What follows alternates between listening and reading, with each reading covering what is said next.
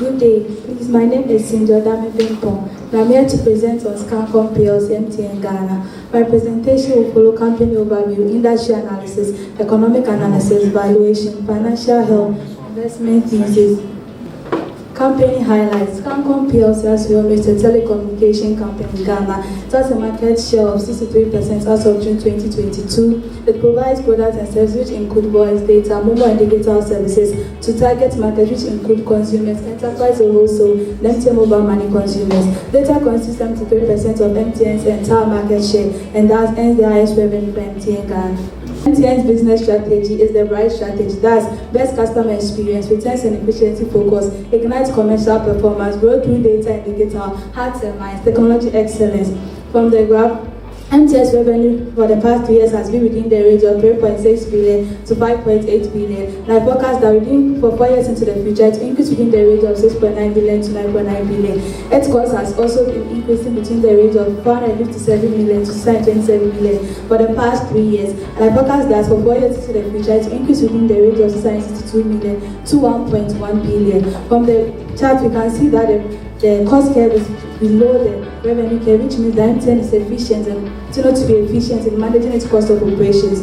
The net earnings for MTN Ghana for the past 3 years has been within the range of 1.1 billion to 1.8 billion. And I forecast that for 4 years into the future, it will increase within the range of 2.3 billion to 3.4 billion. Its cash has also been within the range of 580 million to 812 million for the past 3 years. And I forecast that for 4 years into the future, it will increase within the range of 949 million to 1.7 million. From the curve, you can see that the cash is below the net earnings curve, which means the MTN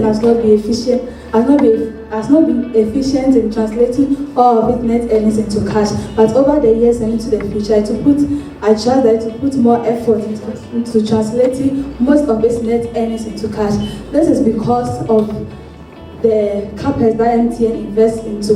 MTN uses 90% of MTN's CapEx is done through FX, and as such, that's what causes its cash to be below its net earnings. But the reason why MTN's cash was able to increase from 574 million to 812 million in 2022 was because it was able to tackle its working capital gap fund. That's it reduced trade receivables from 732 million to 625 million, which is about 100 million difference.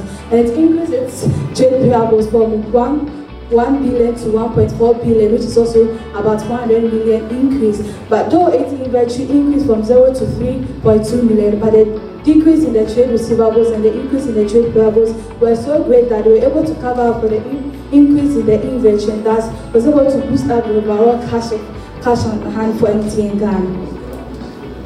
Industry analysis reported 5 forces. MTN's competitors in the industry include Odame of Ghana, Airtel Glo. Odame Ghana has 18% market share, Airtel has 16.7% market share, Glo has 2.42% market share, and Scancom has 63% market share, which means Scancom is leading in the market share. The bargaining power of buyers is medium in the industry. There are many subscribers in the industry. That's one subscriber cannot influence the price, but on the other hand, because there's no switching cost, that you can switch easily from MTN to Glo or from Glo to Airtel just by buying a SIM card. It's also posed as a threat for MTN Ghana. That's why MTN Ghana puts much effort to ensure brand loyalty amongst its customers, and that's what has helped it to maintain that 63% market share as of now. The threat of substitutes is also medium to high. That its competitors also provide the services or the product that MTN Ghana also offers to its customers, which include the voice, digital service, and mobile money. That's why MTN puts most of its effort into ensuring product differentiation, also brand loyalty, to continue to have a upper hand in the industry. Economic analysis. Interest rates hit an average of 31.4%, the highest since 2003. This means a high cost of borrowing by individuals and businesses. That's a high cost of doing business. Inflation rate as of November 2022 is 50.3%, and the market forecast a fall in the rate to 34% at the end of the fourth quarter, but it's still relatively high. High cost of doing business means high prices of goods and services, and high prices means reduced demand, and that's low growth rate of business profit, even losses for others. Of course, they realized a profit at the end of the third quarter. The government debt exchange program will be an opportunity for investors to find the Ghana stock market lucrative than the Ghana equity market lucrative than the first market. From the curve, we can see that The exchange rate in January the average rate was 6, but in November it rose to 30. That's it depreciated over 54%. The high exchange rate caused businesses to invest much cash into their capex. Examples: Cancom capex increased from 1.1 billion to 1.4 billion. That's just from the second quarter to the third quarter. That's about 25.7% increase. The exchange rate is getting better, so we expect a better performance at the end of the fourth quarter. SWOT analysis. The strength of MTN includes steady revenue growth, smart capex investment, a good corporate citizen, 63% market share, brand positioning, leaders in 4G, innovative. Mr. Solomon Adedebo, one of theirs, in the September call, said that they are going to introduce new mobile products in a few months to come. Its weakness include cable issues, network at a low spectrum, and they are working with the regulators to increase their spectrum for them, but it's not yet done. The opportunities for MTN Ghana include growing population and nationwide digitization. A threat include high inflation, city depreciation, policy rate, and e-levy. The strength and the opportunity can be considered as a catalyst for MTN into the near future, and then the weakness and the threat can be considered as risks for MTN Ghana. Valuation analysis for MTN Ghana. From the valuation chart, you have the base case, the upside, downside, and the 52 high and low.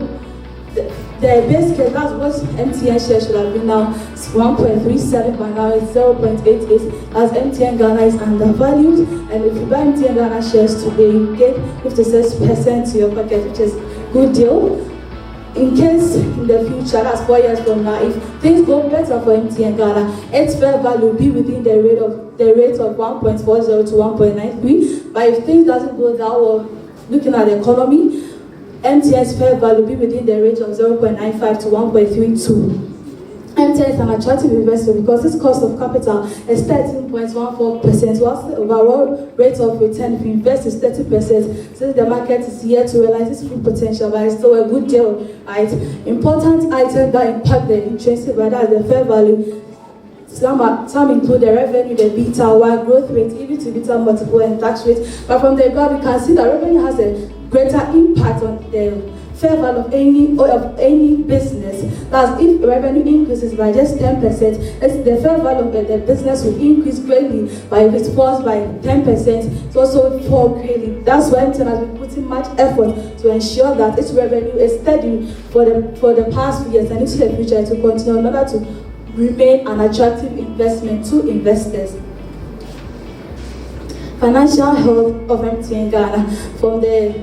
From the graph on the chart, you can see that its ratios have been improved. But I'll talk on the return on equity, the dividend per share. Its return on equity for the past 3 years has been between the range of 34.53% to 43.6 to 43.61%. And I forecast that for 4 years in the future, it will be in the range of 43.80% to 48.16%. Its dividend per share has also been increasing over the years. Sorry. Okay, your time is up. Sorry. Can you go for without saying it? Yes, I can do it. Let's keep it. I should skip. Yeah, okay.